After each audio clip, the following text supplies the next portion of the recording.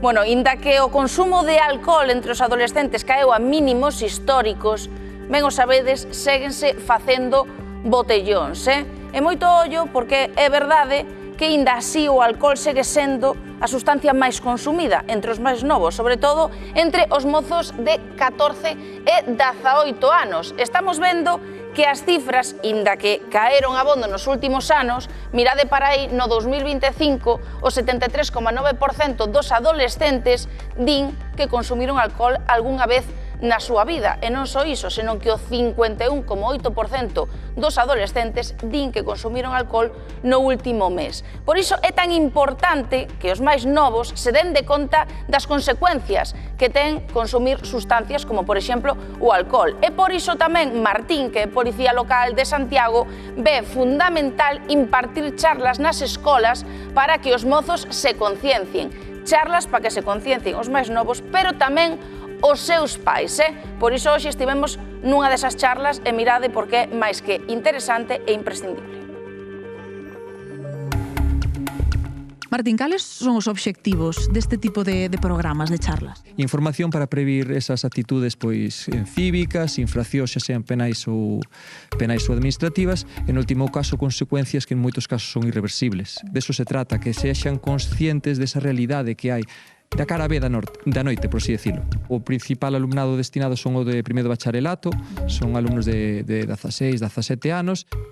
A veces hai algún conflito, pero intento manterme alonxada, pero normalmente ben. Por ejemplo, en Halloween, que salí, lo que más había era niños de mi edad o menos, borrachos, tirados por los suelos, peleas.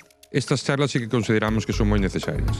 Poñer en cuestión e dar a coñecer a problemática no lecer nocturno. Creemos que implicar aos pais na educación dos fillos é super importante, máis nun tema como este, como ocio nocturno. Entonces, a través de orientación, pois propuxéronos esta actividade. Percibes que hai moitos menores de idade que queren entrar? En todas as edades.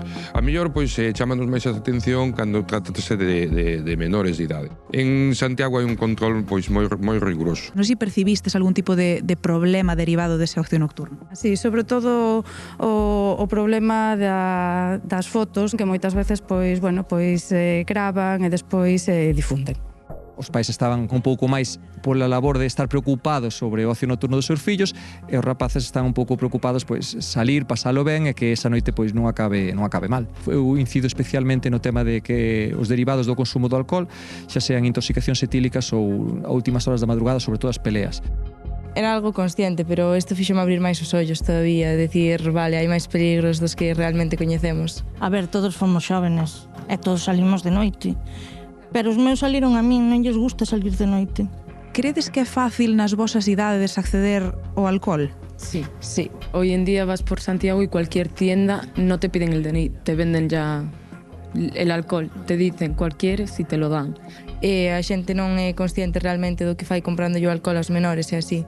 E nunca firmaría un menor unha autorización para ir a unha discoteca. Xa para rematar, Martín, vouche dar un dato, un estudio do Ministerio de Sanidade, no que se especifica que nos últimos tempos a xente moza cada vez bebe menos. Non sei se estás de acordo ou non. Non sei, eu acabo de poñer aquí que do ano 2011, que a Lei de Prevención de Bebidas Alcohólicas a Menores estipulaba que o consumo de alcohol iniciábase a unha media de 14,1 anos.